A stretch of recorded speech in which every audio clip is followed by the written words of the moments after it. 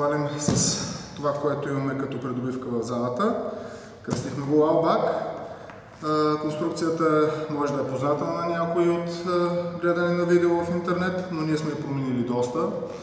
Имаме 5 дръжки по различен начин разположени и тежести от 8 до 20 кг, вероятно ще имаме и до 25, дори до 30 кг.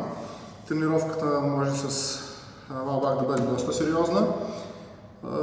Естествено изисква доста внимание в началото, докато човек свикне и се научи правилно да работи. Мога само да ви поканя в залата и да прецените сами дали това е вашата тренировка и качествата на Лаубак да могат да се усетят от първа ръка.